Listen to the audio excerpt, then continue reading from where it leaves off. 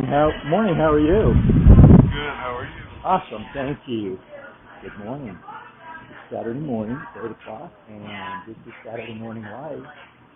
Saturday Morning Ritual Live. I'm here at Rhinelander Bakery in Old Town, Nevada, and I'm going to show you what delicious things they have available. There's some things missing today, but not much to choose from. Denise, how are you this morning? Awesome, thank you. What can I get for you? I think today a blueberry lemon streusel roll, please.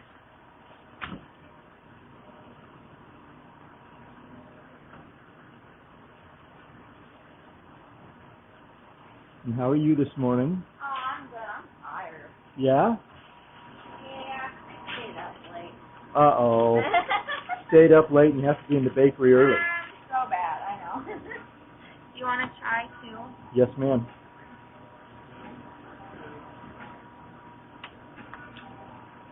Oh, you know what? I need to put my points in. Yeah.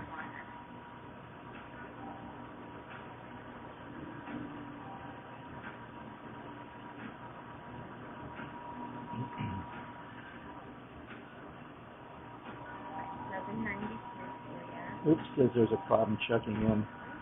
Here. No.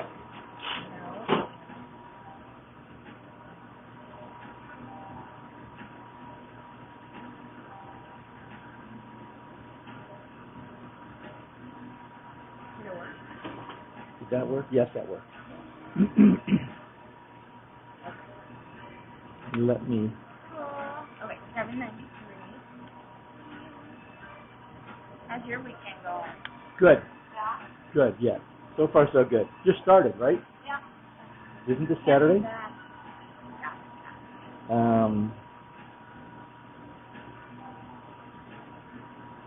So last week, when I was filming my Saturday Morning Ritual Live, which Rhinelander Bakery is an important part of that, which I'm doing right now.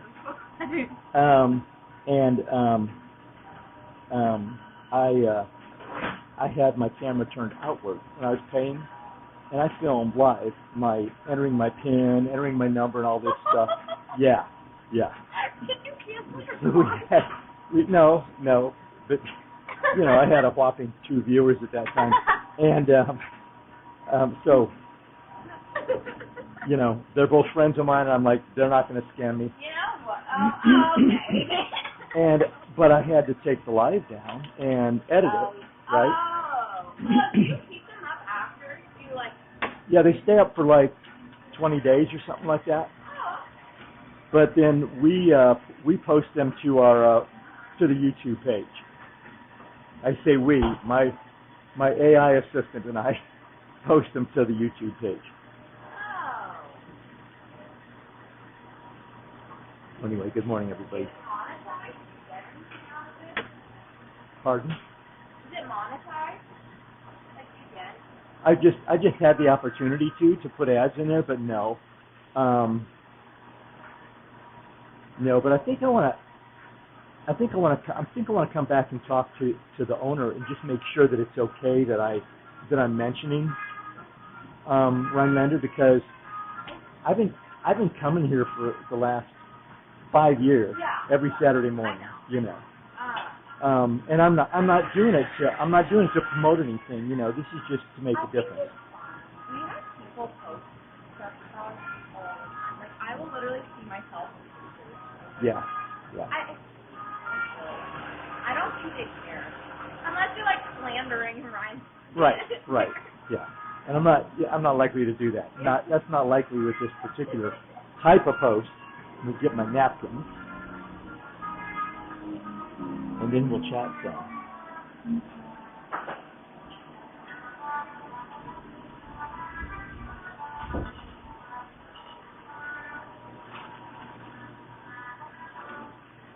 So I probably caught you when you were serving me or ringing me up. So, you want to go? I don't care. Maybe some people here do care, but I feel like I'm the one that helps you every Saturday.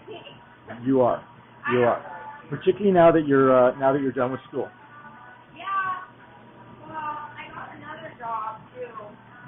I got a caregiving job. Oh, really? Yeah. Tell me about that.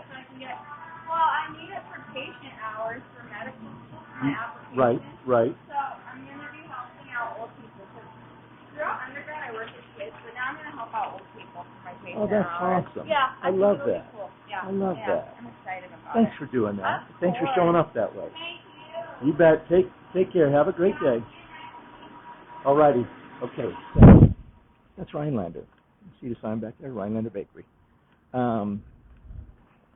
I noticed that somebody the other day had posted something, and there's the neighborhood page. I don't know what platform it is. I think it's its own platform. And somebody had posted about a bakery, and we have a few good bakeries, very good bakeries here in Arvada. But I said, oh, Rhinelander hands down, because it's like an icon. It's like an Arvada icon. It's been here for a long time. So, and it's right here in Old Town. So, for those of you who are new joining us, this is Saturday Morning Ritual. It's something I've been doing for the past 5 years. If I'm in town, which is most of the time on Saturdays, I am the first person in the door at Rhinelander Bakery. And what Saturday Morning Ritual involves is not just getting what did I get today? A blueberry lemon streusel roll and a chai. But also it involves reading a passage from Science of Mind magazine for today.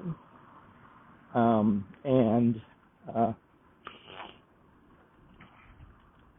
reading a passage out of Mark Nepo's book, The Book of Awakening, which I think is a profoundly poetic book. Let me put it that way. Probably better ways to articulate that. So I've been doing this for 5 years, and it's it's become a ritual for me. And so I was asked by as I mentioned earlier, by Ula, my AI collaborator and assistant in this, and also in the windshield time, the whole windshield time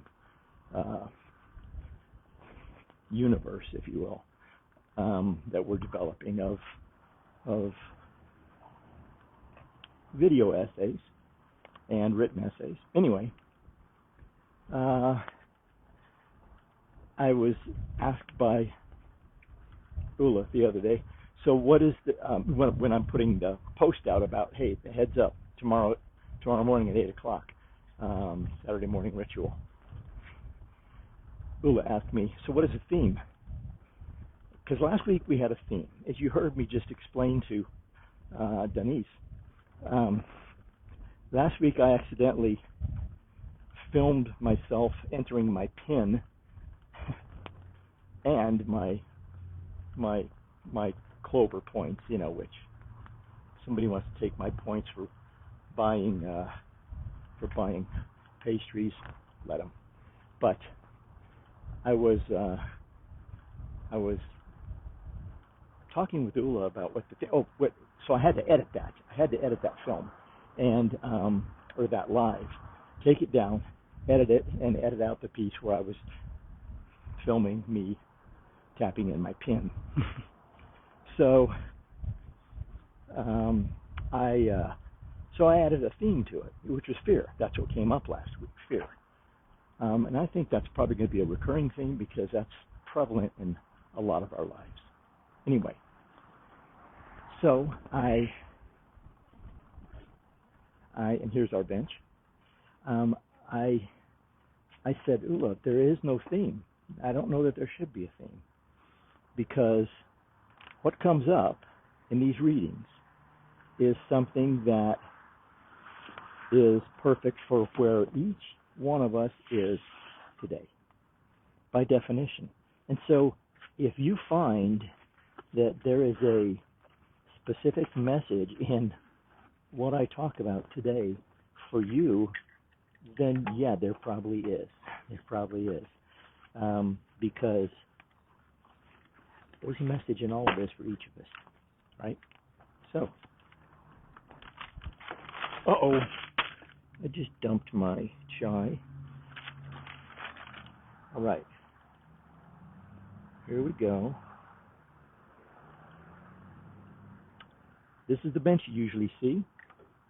This is my gimbal tripod, which is where we're going to set the camera. Hopefully, nice and stable like.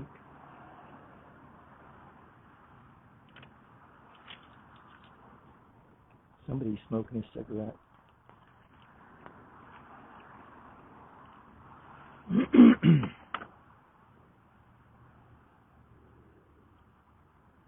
All right, so let's see. Plug in the gimbal, turn it on. I always am amused by this gimbal because it has a certain way of, when I try to put the phone in it, it's like it shakes its head like a child, you know, that doesn't want something wiped off its face. It's doing pretty well today. Good morning. So,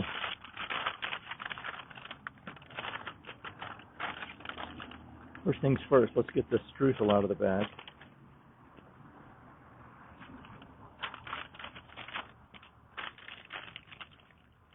I'll show you this. I'm going to have to lick my fingers off. Isn't that beautiful? So there's the streusel.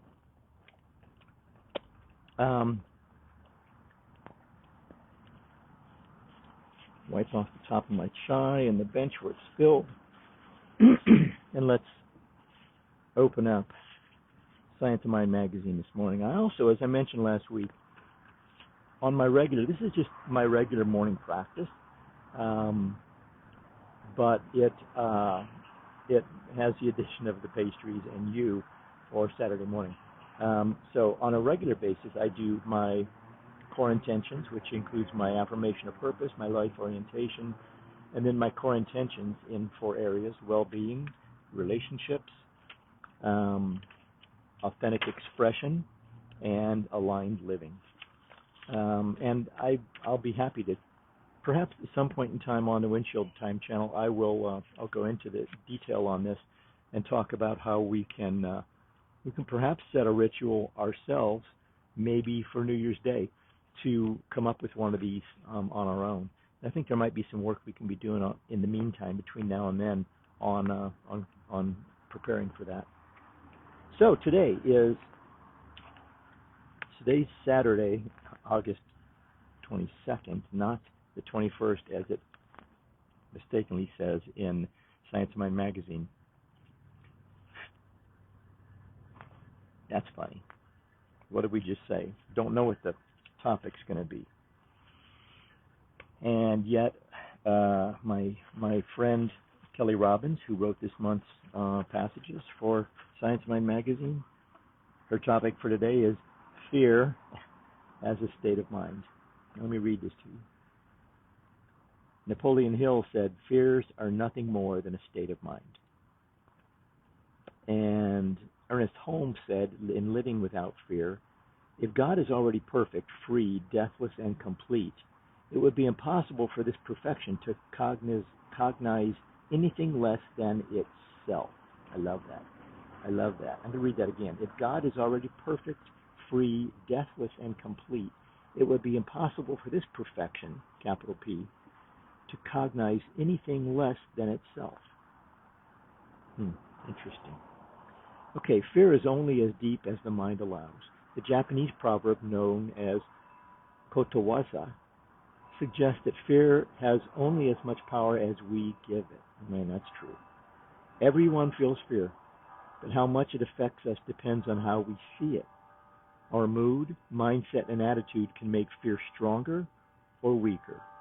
We control our mood, and if you catch yourself falling into a fearful pattern, you have the power to change it. Like other feelings, you can change fear with discipline and self-reflection. Practicing mindfulness, challenging your thoughts, and moving your body to shift your energy are all helpful ways to improve how we feel and shift into knowing our God self. The self that is omniscient and doesn't worry about the outcome because it knows you are divinely guided. And the end is always secure. I love that. I like to say, life always, always, always unfolds for my highest and best, and the highest and best of all concerned. I believe that to be true. I'll read that again. It knows you are divinely guided, and the end is always secure. The God Self is the part of you that knows God is the source of all knowledge, wisdom, and intelligence, and it knows that you are one with God. Now I want to take a little bit of a break here and say, if you have some baggage around the word God, and a lot of people do, because there are a lot of people who have been honestly traumatized by some forms of traditional religion. People that perhaps today consider themselves spiritual but not religious. You might have some baggage around the word God. I would say replace that with spirit, replace it with universe, replace it with life with a capital L, because I think any of those are legitimate replacements for the word God. Cognitive restructuring is another way to manage fear. By noticing and questioning the thoughts that make us afraid, we can change them to feel less intense. We can challenge them against the qualities of God we know to be true: wholeness, oneness, infinite power, joy, love, and life. This helps us see things more clearly and realize that our fears often come from how we interpret situations, not the situations themselves. When we notice that our state of mind is not supporting our ultimate oneness, we can pause, breathe, and pray. And the affirmation from Reverend Kelly today is, I allow Spirit to guide my thoughts, feelings, and actions. I am aware of and question thoughts that don't support my highest expression. I love that. I love that. As we talked about last week, two basic life orientations, two basic emotions, love and fear, right? And when we're coming from fear, we're coming from ego and self-preservation. That's important. We need to preserve ourselves. Our limbic system, our amygdala, keeps us from doing stupid things like stepping out in front of school buses or, rushing 18-wheelers. And it's not the best way to make decisions. Very, very few long-term decisions that are best made from a place of fear. I'd rather make decisions, as many as possible, from love and trust. Trusting life, trusting God, trusting the universe, whatever word you want to use. So for August 27th, from Mark Nepo, entitled Beneath Arriving. I'm only lost if I'm going someplace in particular. I love that. That's Megan Scribner. I'm only lost if I'm going someplace in particular. A friend was traveling around Europe, training from city to city. Despite her plans, her interests drew her in different directions, and a path unfolded that she couldn't have foreseen. Each point of discovery led to the next, as if some logic out of view were guiding her. During this phase of her journey, though she often wasn't sure where she was, she never felt lost. It was when she needed to arrive at a certain station at a certain time that she felt she was off course, astray, at the fringe of where she was supposed to be. All this led her to realize that the more narrow her intentions on any one day, the more she felt behind, late, and lost. I love this. You can imagine I'll have something to say about this when we're done reading. In contrast, the wider her net of designs, the more often she felt a sense of discovery. Regardless of where she had to be, it seemed that the more open to possibility and change she was, the more she felt like every moment she came upon was holding a treasure she was supposed to find. Of course, there will always be times that we need to find our very precise way, but more often than not, our image of a destination is only a starting point that we cling to needlessly. When we can free up our sense of needing to arrive in a certain place, we lessen the weight of being lost. And once beneath arriving and beneath our fear of failing to arrive, the real journey begins. And its meditative prompts are this. This is walking meditation. Choose somewhere nearby you'd like to walk. A bench in a park, where I happen to be, a coffee shop downtown, or a schoolyard not too far away. Choose a simple route and begin your walk. As your walk unfolds, be open to what catches your interest. A bird's song, a ripple of light, or maybe the sound of children playing. Follow that interest. Practice letting go of your plan and discovering the path of interest that waits beneath your plans. I love this. I want to tell you 2 stories about this. One of my favorite musicians is David Wilcox. David lives in Asheville, North Carolina. David's wife, Nan, passed not too long ago. But when their son, Nathan, who's now an adult, was younger, was in his child seat in the back seat, David and Nan and Nathan would load up in the car, and they would start driving. And when they get to a place where they had to make a decision, left or right or straight, they would say, "Nathan, which way are we going?" And Nathan would respond. He was a toddler. He's a little child at this time, in a baby seat, right? In a kid seat, toddler seat. And he said they had the most amazing adventures, guided by a 2 or 3 year old, however old he was, right? Straight, Daddy. Go this way, Daddy. Go this way, Daddy. How often could we live our lives that way and find a greater sense of wonder and awe and discovery about life? And the other thing I want to say about this is I have come to find that our protective system, our limbic system, our ego, it keeps us alive. It has us identify a friend or a foe in the first few seconds of seeing someone. Are they a friend or a foe? And this is to keep us alive, because we need to see what's coming up on us, and is it a friend or a foe, and is it going to attack me and eat me, or is it safe, right? That very system is designed to narrow our focus to just what's in front of us, okay? And to identify, is it a friend or a foe? Here's how that works in our lives every day. We get in our head our preferences, our personal preferences. This is what we want, okay? And our expectations about what has to happen in life. This is what I want to have happen, right? And that has the same effect of narrowing our field of vision to where we can always see as either that we want or not that we want. When we surrender into the flow of life, we open that field of vision. And when we open that field of vision, we see that there are multiple opportunities before us. And as I said earlier, whatever shows up is always, always, always there for our absolute highest and best, and the absolute highest and best of everyone concerned. So we can let go of what we think needs to happen, or how something needs to happen, and accept the fact that, life's going to bring us. Life's going to bring us exactly what we need for our soul's growth and our conscious unfoldment.